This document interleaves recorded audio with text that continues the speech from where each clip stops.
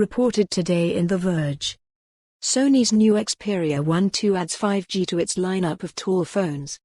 1 year after the debut of its super-tall Xperia Pro, Sony is back with a successor, the obscenely titled Xperia Pro.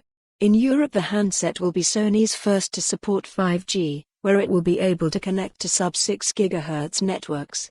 Sony is keen to emphasize the photography capabilities of its flagship smartphone, and there are also some neat hardware inclusions like a 3.5mm headphone jack and support for wireless charging.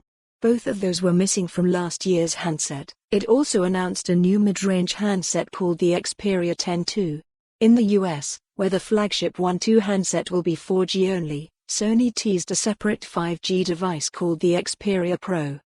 In an era of 108-megapixel smartphone cameras, the 12-megapixel triple camera array found on the back of the Xperia Pro risks coming across as under-specced, on paper anyway.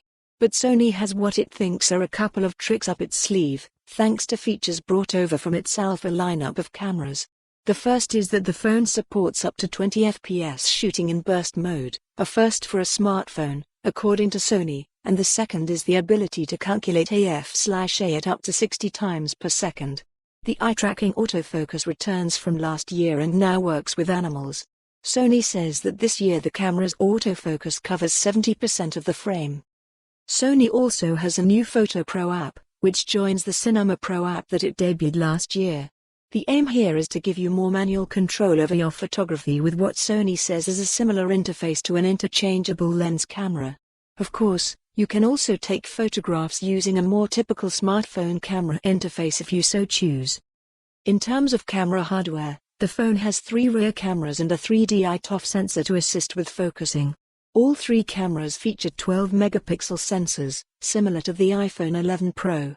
On the Sony Xperia Pro, the main 24mm f/1.7 camera has a larger 1.7-inch sensor, similar to the 1.76-inch sensor Samsung is using for the main camera on the Galaxy S20 and S20 Plus, though it's not as large as the 1.33-inch 108-megapixel sensor found in the Galaxy S20 Ultra.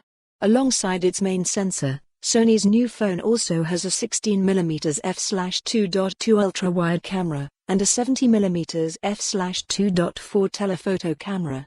On the front, there's an 8-megapixel selfie camera.